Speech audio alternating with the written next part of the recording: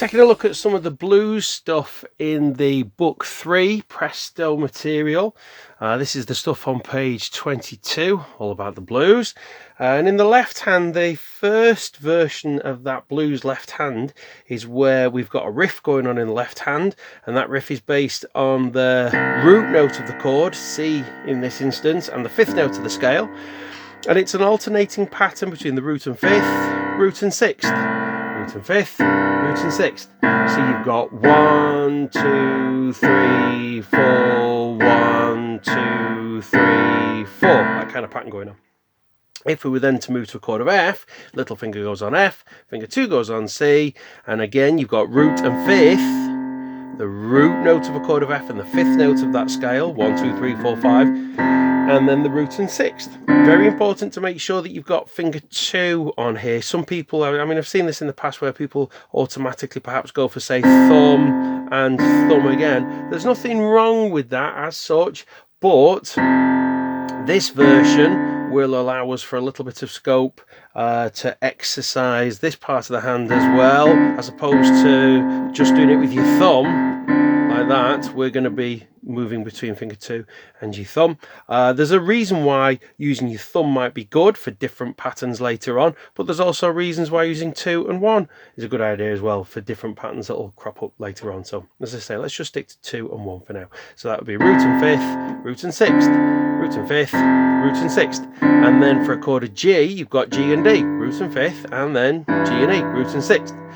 Now, if you practice that just in quarters first on that 12-bar blues progression that's shown in book 3, then of course that will help you out an awful lot. And once you've done that in quarter notes, going 1, 2, 3, 4, and so on, then we can try it in eighth notes. So if you were to count yourself in slowly, you'd have 1, 2, 3, 4. We'll play each one twice. 1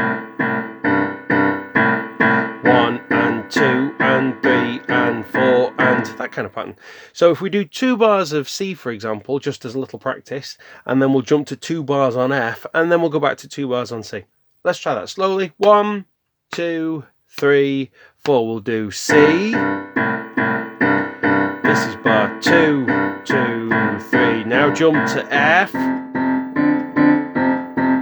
Bar 2, 2, 3, 4. Back to C. 2, 3, 4, 1, 2, 3, and let's stop. Okay, good. So now let's make sure that we practice that several times and make sure you got it nice and strong and steady, strong in your left hand. If you can, going up a level, emphasize the main beats, in particular beat 1, 1 and 2 and 3 and 4, and 1 and 2 and 3 and 4. So I'm hitting beat 1 strongest, and then 2, 3 and 4 a little bit stronger than the off beats than the and. So I'm going 1 and 2 and 3 and 4. So you can see the main beats there, that good bit stronger, just to make sure that we've got a good strength, good strong sense of the pulse, good strong sense of the beat and the time signature.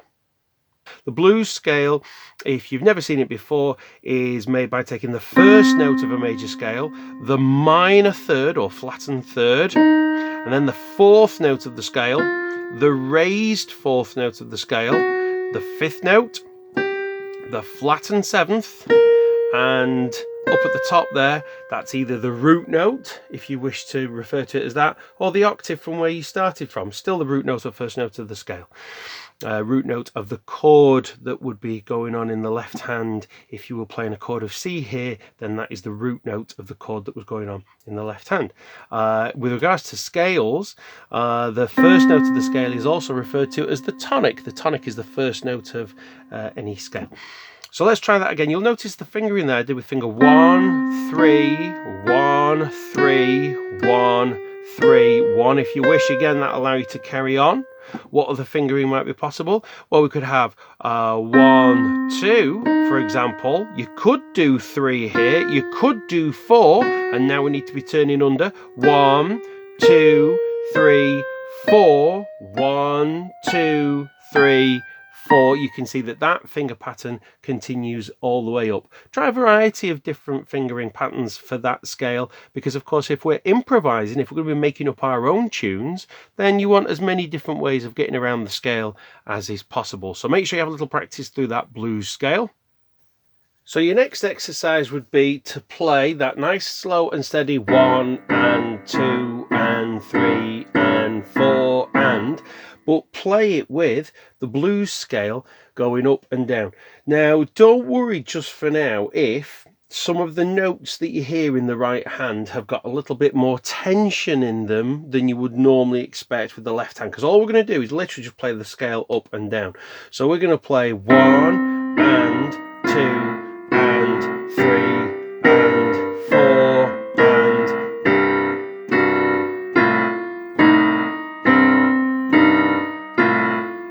do you get the idea? So I'm playing eighth notes in the left hand with that pattern that we talked about, and eighth notes in the right hand, just playing up and down the scale. Now that was throughout just the chord of C and the blues scale of C in the right hand. But then of course if you change to a chord of F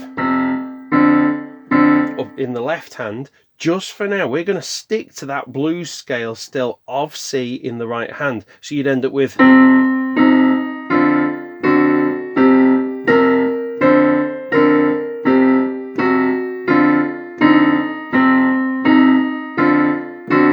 and so on.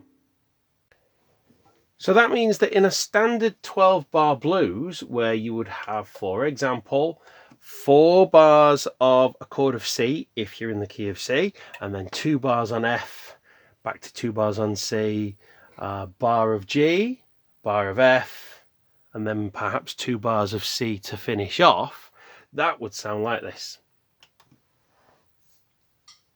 2, 3, 4.